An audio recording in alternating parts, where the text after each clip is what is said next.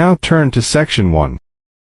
You have some time to look at questions 1 to 7 now.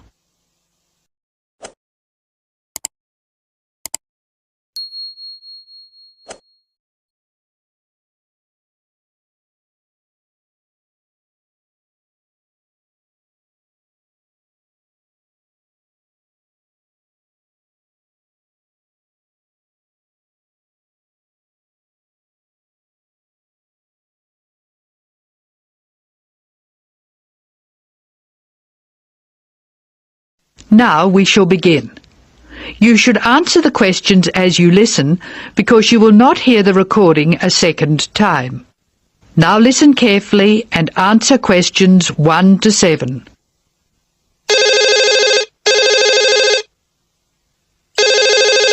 Hello, Megan speaking. Hello, Megan. Hello, Ken. I'm glad you called. Thomas asked me to give you his telephone number. Is that his office number or his home number? I can give you both. His new home number is 9452 3456. Would you like his office number? I think I have it. Does 97314322 sound right? That's it. But the home number is 9452 3456. He moved in last week. Good. I've got that. Now, what would you like to do? Well, I'd like to go dancing, but Jane's hurt her ankle, so she'd rather not. That's a pity. I guess it means she doesn't want to play tennis either. That's right. She says it's okay to go bowling if we don't expect her to do well. Okay, let's do it. I guess we can go dancing some other time. Well, I booked us some time at the bowling alley of Entertainment City. Do you know it? Is it on Smith Street? Down near the university? That's right. It's on the corner of Smith Street and Bridge Road. What time did you book for? The first booking I could get was 8 o'clock. Okay, it's 7 now. What do you want to do first? Well, I think we should leave now. We can meet at the bowling alley. I can't be that quick. I have to call Thomas to start with, and I need to get changed. Okay, I think I'll leave in 10 minutes and meet you in there. That makes sense. I'll take my car, so I'll be quite quick. I'll be out of here in half an hour. Okay. You're so lucky to have a car. You can get around so easily. Well, yes and no. I often spend ages driving around trying to find a park. The traffic can be very bad. Well, that won't be a problem for me, because I'll take the bus. It goes right past my door, and I'll have plenty of time. Sounds good. Who else is coming? I think nearly everyone from the afternoon class will be there. Which class? The big maths class or the afternoon tutorial? The maths class. What's more, we get a concession for large numbers. That's good. I'm trying to keep my expenses down this month. So am I. I expect tonight will cost about $20. You must be good with money. I expect it to come to, nearly $40. So how are you going to manage that? Well, the bus is cheap, and if I come home early, I won't have time to spend too much. In any case, I have to be up early tomorrow morning, so I'd really better try to get home by about 11. That reminds me, I have to phone the taxi company for my mother. Goodbye, Megan. I'll see you later. Goodbye, Ken. Ken calls the taxi company. Now you have some time to look at questions 8 to 10.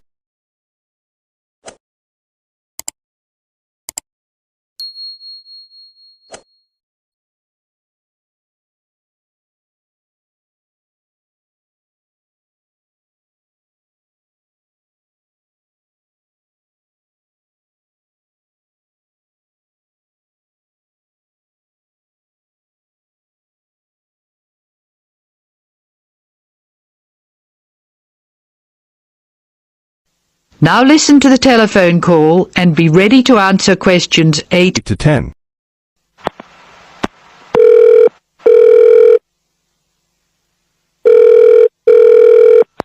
Thank you for calling Acme Cabs. Please follow the instructions on the tape. If you wish to order a cab now, press 1. If you have placed an order previously, press 2. If you wish to make an advance order, press 3. Please be ready to tell us your street number and name. If you wish to speak to the radio room supervisor, press 4. If you want to inquire about lost property, press 5. If you want to order a taxi equipped to carry wheelchairs, press 6. Your call is very important. Please stay on the line for the next available order taker. Hello, I think I left something in one of your cabs on Thursday. It was a brown paper package with an address written on it in green ink. Has anyone handed it in? That is the end of section 1. You now have some time to check your answers.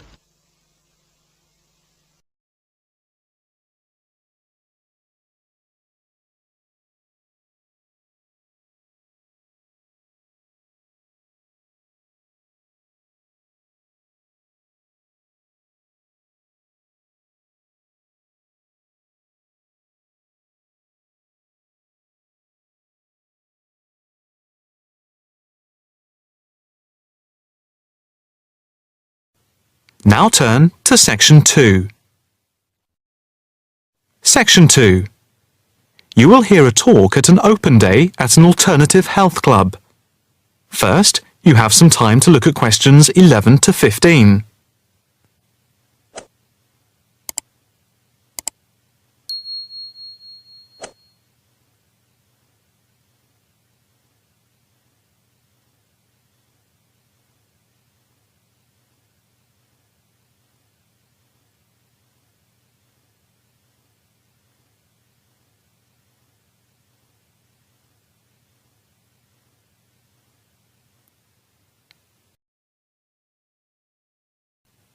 Now listen carefully and answer questions 11 to 15. Good morning and welcome to the open day of our new alternative health club here at Chelsea Bridge. I have to say it is very pleasant to have so many people turn up. My name is Harry Wilkinson and I work as one of the 9 permanent staff members employed here at the club. The main aim of the open day is to give you a quick tour of the building. But before we do that, I'd like to introduce you to a few people employed at the club. Not all of us are here at the same time. In case you need to contact any of us, our contact details are here on the notice board below the photographs. First of all, this is Sean Bond, who is the technical manager. And his job is to supervise equipment like computers and all the electrical equipment. And this is Margaret Lloyd.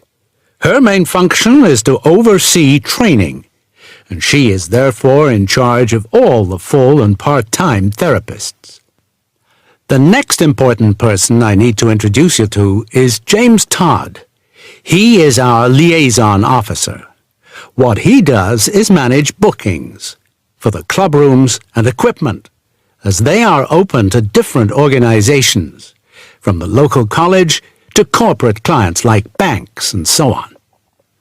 Last but not least is our physiotherapist, Edward Marks, who works part-time Monday, Wednesday and Friday. Edward plays an important part in the life of the club. His main role is to prevent injuries. Before you hear the rest of the talk, you have some time to look at questions 16 to 20.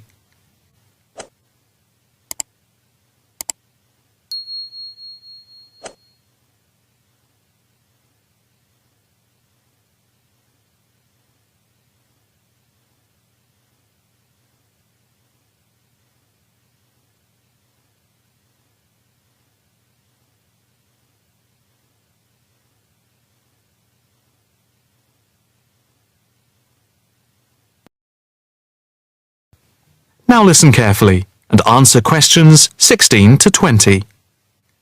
Now for the various amenities. You see that the club has quite a large capacity and is arranged over 3 floors. There is a lift by the reception and the stairs. On the ground floor there are 2 large halls which are used for yoga, tai chi, Pilates, and dance and fitness classes for different age groups, with a shop and cafeteria over here. On the first floor, we have a full range of fitness machines, which are available in the large central hall, around which there are various offices. The changing rooms are also on this floor. On the second floor, there is a series of small therapy rooms with waiting areas for clients. These may be booked by individual therapists. There are also 3 classrooms, which are used for teacher training and group therapy classes. We have a very extensive therapy training program accredited to the University of Manwich, with training in counselling, for which we have 3 programs at the moment. As regards the various types of yoga, acupuncture, and the Alexander technique, there are currently 9 different training classes going on. Information about the training can be obtained from the brochure, which you can pick up at reception and from the club website.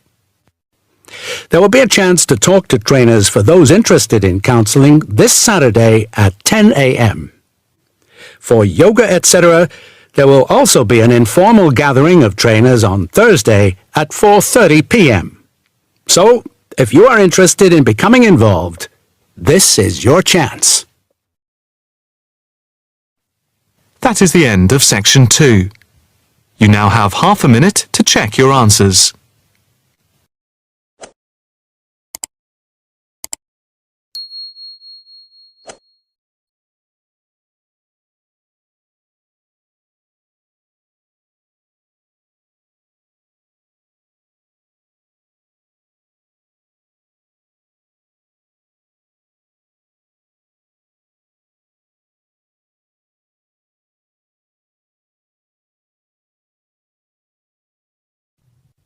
Now turn to Section 3. Section 3. You'll hear a tutor and some students discussing eating disorders. First, you have some time to look at questions 21 to 23.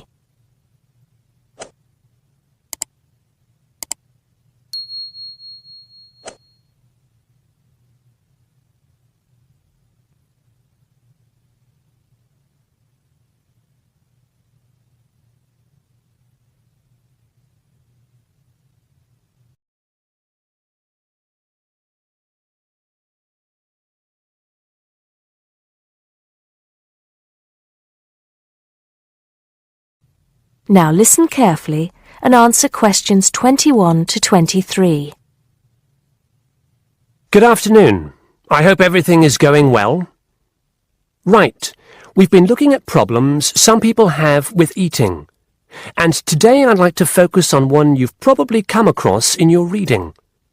It is sometimes called binge eating disorder, or BED. As you know, I am not a particular fan of these acronyms, so I will refer to it by the alternative name, compulsive eating disorder. Has anybody heard of it? Yes, I have. In fact, I read a case study of a first-year university student who was diagnosed with it. Do you remember what the symptoms are? Well, of course, one symptom is that the person eats too much, although that's true for other eating disorders as well. They also put on weight. That's right. Whereas in some other conditions, such as bulimia, they don't, and can actually lose weight. One thing that compulsive eating disorder and bulimia have in common, though, is that the person with the condition often becomes clinically depressed. Are you saying that everybody who is overweight is suffering from the disorder? Not at all. What makes the compulsive eater different is the pattern of the disorder. Initially, as we've said, the compulsive eater starts eating too much. This seems to be because the sufferer finds comfort in food and eating is seen as a way of coping with problems. They don't eat because they feel hungry. Mary, in the case study you read, was there any reference to what triggered the problem? I seem to recall that the student was suffering from stress because she was revising for exams, and she started eating snacks, junk food, while she was studying. Soon, she was eating snacks all the time, and it just got worse from there. Yes, that sounds plausible, although compulsive eating often starts a lot earlier than the case you describe. Before you hear the rest of the conversation, you have some time to look at questions 24 to 30.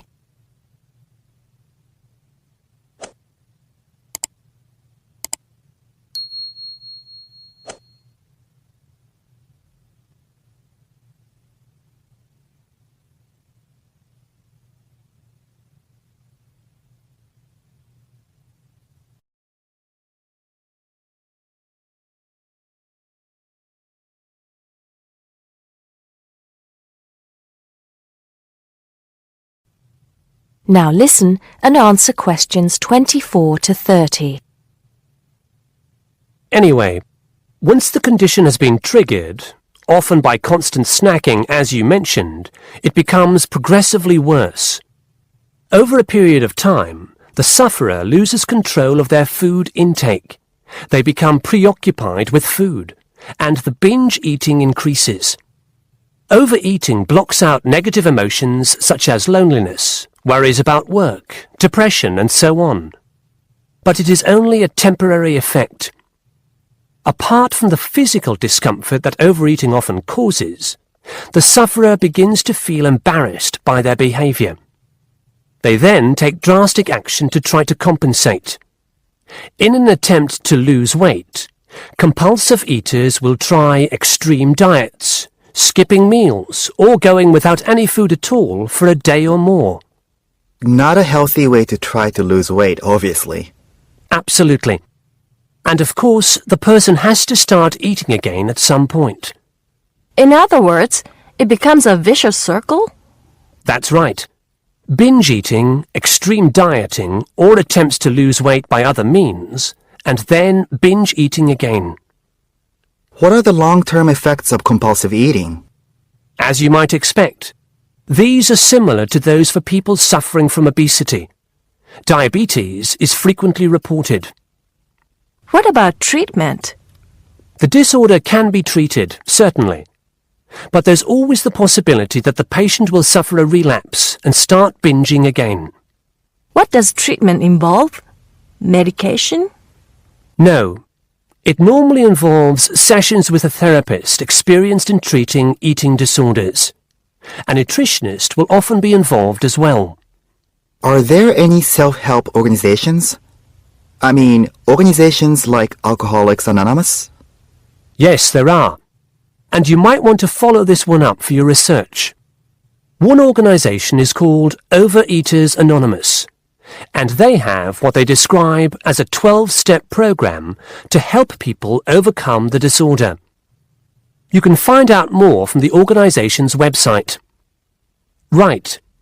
I think that'll have given you plenty to follow up. So I'll see you at the same time next week. That is the end of section 3. You now have half a minute to check your answers.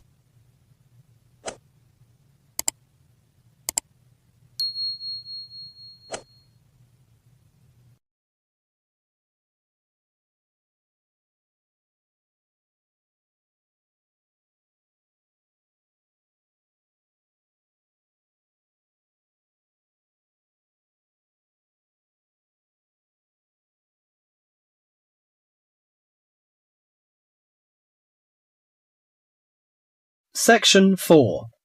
In this section, you'll hear an introduction on the adventure class. First, you have some time to read questions 31 to 40.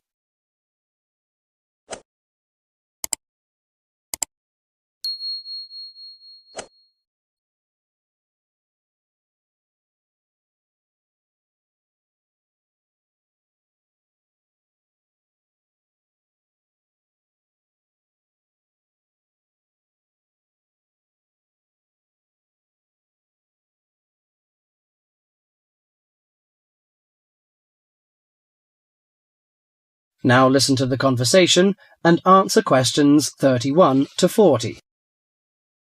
Welcome to Adventure Class. I'm the coordinator of the class. During the course of this morning, I hope to give you a clear idea of what we offer in our class. Before my lecture, listen to the comments on the class. Today we sailed into a group of whales. Class takes place in the middle of elephants, giraffes, and hippos. Yesterday's lecture was at the Great Barrier Reef. Do these comments sound like your typical classroom? Probably not. These accounts come from students studying in adventure classes. An adventure class is a unique type of program that combines textbook learning with real-life exploration. Students and teachers travel together for a program in discovery and exploration. The class is provided by the Australian University's International Program, aiming at promoting students' awareness of international communication and global environment. Here are 3 popular adventure classroom programs that are available to you, college students from the freshman to senior students. The first one is called Australia Short Program. The 3-week course begins with several days in Cairns.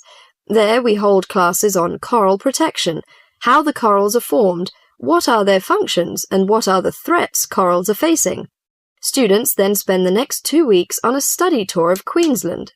Known for its sunny beaches, rainforests, and remote outback, Queensland provides a rich learning environment.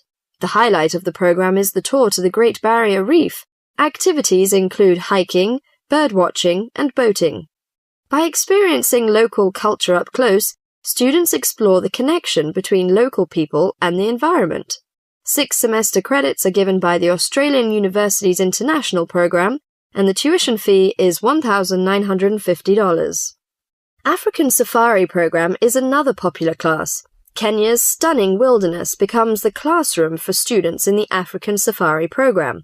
The 5-week course is set on the beautiful 20-acre campus of Australia International University in Nairobi. University professors combine classroom instruction with hands-on experience to teach wildlife management. In addition to classwork, students take trips to famous places such as Mount Kilimanjaro and Victoria Falls. Students also experience African culture through trips to local villages and Nairobi's city centre. But for most students, the safaris are the highlight of the course. The program includes 3 or 4 safaris. During each safari, participants camp outdoors for up to 6 days. One of the most popular destinations is the Masai Mara Game Reserve. An amazing collection of wildlife lives on the reserve. Students study elephants, zebras, giraffes, rhinos, and other exotic animals in their natural habitat. Those who take the course gain many wonderful memories and a greater appreciation for the Earth's natural resources. Students earn 8 college credits for the program. The cost of tuition is $4,950. The last on the list is Sea Education Association, SEA. The SEA program is a one-of-a-kind opportunity where students live and learn aboard a tall ship. The course combines ocean research with instruction and personal experience in sailing. After careful instruction, both on shore and at sea, the participants begin practicing what they've learned. Everyone on board takes turns operating and navigating a 134-foot sailing ship. That is the most outstanding. Life at sea is non-stop, so everyone is assigned to a watch. During that time, students work in the lab, in the kitchen, on deck, or in the engine room. Each watch group includes 8 people who rotate throughout a 24-hour schedule. They learn how to live at sea and how to work together as a team. Students can choose from 3 programs in different locations, each about 3 weeks long. College credit is awarded, and the cost is $3,600. Is an adventure classroom for you? If the idea of learning through adventure interests you, you might want to apply. It would certainly be an experience you would never forget. That is the end of section 4.